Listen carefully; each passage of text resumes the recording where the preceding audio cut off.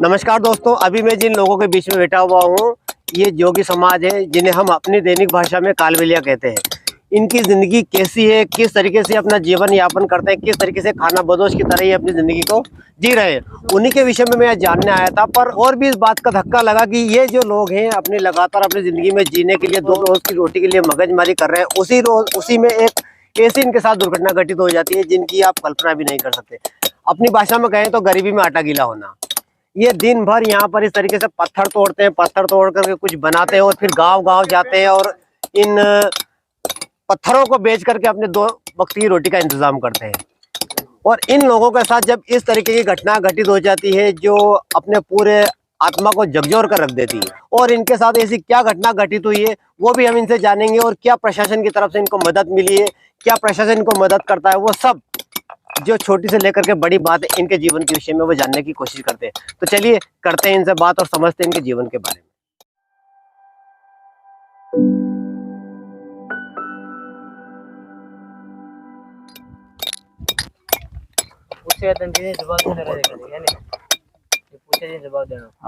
दादा, अभी आप क्या कर रहे हैं? गट्टी करते हैं। तो ये जो पत्थर है आप कहाँ से लाते हैं?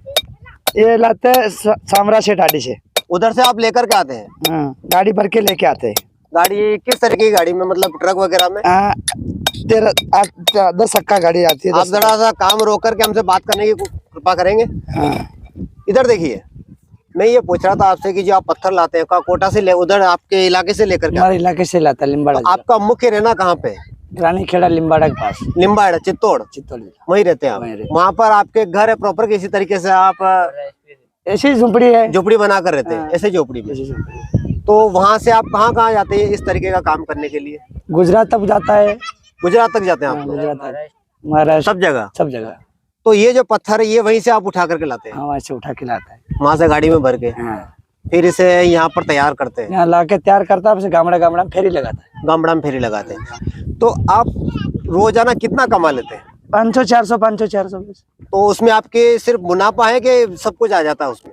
नहीं, खाना पीना करता है 200-300 रुपया बच जाता है। 200-300 रुपया एक दिन में बच जाता है। मेहनत है, बहुत मेहनत, बहुत ही मुश्किल हालात है इन लोगों के। शासन प्रशासन की तरफ से आपको कोई मदद?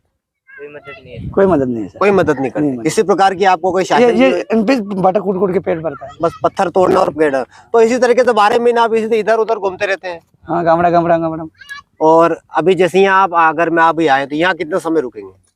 रुकेंगे 10-20 दिन। 10-20 दिन यही रोटी बनाते हैं हम। ये आपका सोने की व्यवस्था है? सोने की व्यवस्था है। इस तरीके से आप तंबू बनाते हैं और अंदर जो है आपका खाने पीने की सारी व्यवस्था अंदर। ये देखिए यहाँ पर ये इनके भोजन बनाने की व्यवस्था 4-5 ईंटें इन्होंने रखी है बस, और यहीं पर इनका खाना बना। दादा यही खाना बनाता है? यही बनता है। और ये लकड़ी वगैरह आप कहाँ से लाते हैं? गामड़ा मांग के लेके आते हैं लोग। गामड़ा मांग के लाते। अच्छा, जब आप पत्थर वगैरह तोड़ने जाते होंगे तो? गामड़ा धंधा करने जाऊँ मांग के लियो।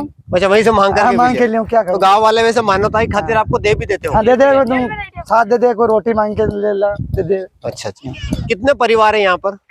8 जना है। 8 परिवार? 8 जना का। तो आप हमेशा साथ में रहते हैं? साथ में रहता हूँ हमारे परिवार पे। अच्छा, धंधा करता है, पेट भरता है, साथ में रहता है। इस तरीके से अंदर सोने की व्यवस्था है इनकी। इस तरीके से यहाँ पर जीवन को जीते हैं। कितनी बदहाल जीवन जी रहे। आज जो समय चल रहा है 2023, जहाँ हम बोलते हैं आधुनिक भारत, आधुनिक भारत, और आधुनिक भारत की हालत कैसी है आपके सामने।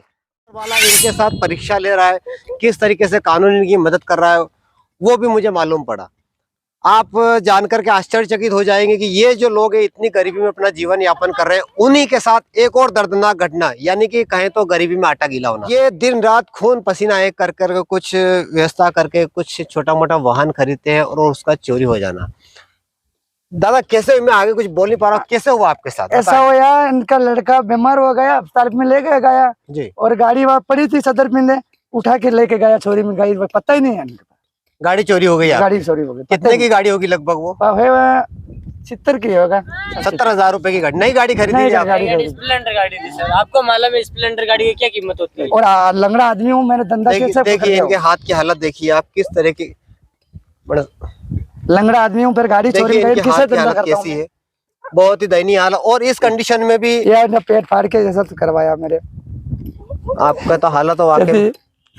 दोस्तों इतनी गरीबी में इतनी दुख दर्द में भी इनकी बाइक का चोरी हो जाना, मोटरसाइकिल का चोरी हो जाना, वो बाइक जिन्हें दिन रात पत्थर तोड़ तोड़ करके इन्होंने खरीदा, और उस बाइक का इनके जीवन में कितना महत्व है, उसी गाड़ी के ऊपर ये पत्थर को लादते हैं, फिर गांव में जाते हैं और फिर उस पत्थर को बेच करके एक वक्त की रोटी की व्यवस्था करते। और वही बाइक अगर चोरी हो जाए तो ये व्यक्ति किस तरीके से अपने जीवन को यापन करेगा।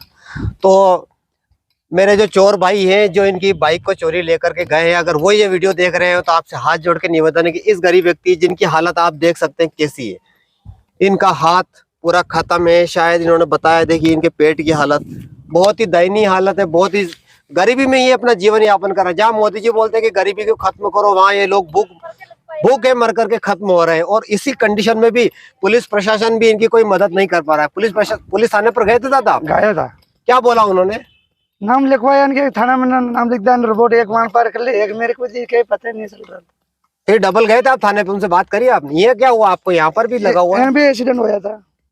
आप देख रहे हैं इनकी हालत कितनी खराब है, बहुत ही दयनीय स्थिति में ये लोग अपना जिंदगी जीते हैं। फिर भी कहीं किसी भी प्रकार की कोई ना शासन ना प्रशासन, और यहाँ तक कि चोरों ने भी इनके साथ कांड कर दिया।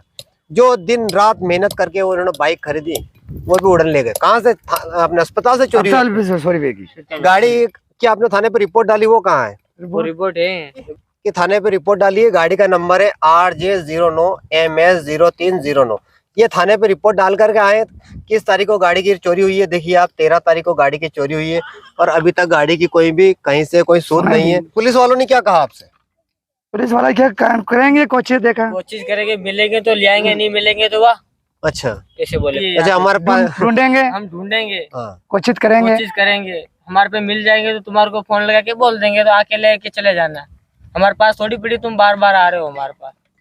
ये पुलिस प्रशासन है जो इनको बोल रहे हैं कि आप हमारे पास क्यों आ रहे हो बार बार? फिर कहाँ जाएं, किसको कहें? उन चोरों के पास जाएं जो इनका विषय में हमें नहीं पता है कि वो कौन है भैया। हम तो ये जानते हैं कि अगर गाड़ी चोरी होती है तो थाने पे जाओ, वहाँ रिपोर्ट डालो, FIR करते हैं और वो गाड़ी ढूंढने की कोशिश करते हैं। पर वही पुलिस प्रशासन बोल रहा है कि यहाँ क्यों आ रहे हो बार बार। ये है आगे, अब मैं क्या कहूँ आपके सामने, पूरी की पूरी बात सामने आपके चिट्ठा। इस तरीके की इनकी कंडीशन, इस तरीके से अपनी जिंदगी को जी रहे हैं और उस जीवन में भी इनके साथ इतनी दर्दनाक घटना घटित होती है जहाँ पर ये 2 वक्त की रोटी की व्यवस्था करने के लिए भी लाचार हो जाते हैं। लगातार आगर में चोरियों का जो माहौल है वो भी थोड़ा ज़्यादा ही लग रहा है मुझे। और अस्पताल तो एक ऐसा हो गया है कि भैया वहाँ पर अगर आपने गाड़ी रखी है, अस्पताल प्रशासन वगैरह का कोई वहाँ पर किसी प्रकार का कोई नहीं, तो वहाँ पर आप पार्किंग की व्यवस्था ना, उन गाड़ियों के प्रति कोई उनकी जवाबदेही कुछ भी नहीं। अगर आपने गाड़ी रखी तो चोर भी ऐसे ही घूमेंगे जैसे वो वहाँ पर अपने काम धंधे के हिसाब से आए हो, कोई दिक्कत नहीं, आओ भैया गाड़ी उठाओ निकल जाओ।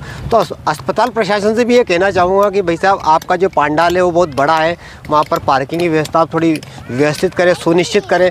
वहाँ पर कोई व्यक्ति अगर मरीज को लेकर आ रहा है तो उसकी गाड़ी भी चोरी हुई तो उसके साथ 2 आघात हो गए। एक तो उसका घर का कोई व्यक्ति बीमार है और दूसरा उसके ऊपर एक और अटैक आ गया कि उसकी गाड़ी भी चोरी हो गई। तो आप लोगों की इतनी जवाबदेही तो बनती है कि कम से कम वो जो गाड़ी में आपके उस अस्पताल के अंदर बाउंड्री के अंदर रखी गई है, कम से कम उनकी आप जवाबदारी लें और कुछ किसी वहाँ पर ऐसी व्यवस्था बनाएं कि इस तरीके की जो घटना लगातार अस्पताल के अंदर हो रही है, लगातार गाड़ियों की चोरियों का जो एक सिलसिला बना हुआ है वो ख़त्म हो। तो ये बहुत कुछ बातें इस तरीके की जो मैं आपके साथ शेयर करना चाहूँगा, पर वक्त की कमी भी है और वीडियो में ज़्यादा लंबा नहीं करूँगा, इसलिए मैं इस वीडियो को यहीं समाप्त करूँगा। तो मिलते हैं अगले वीडियो में, तब तक के लिए जय हिंद, जय भारत।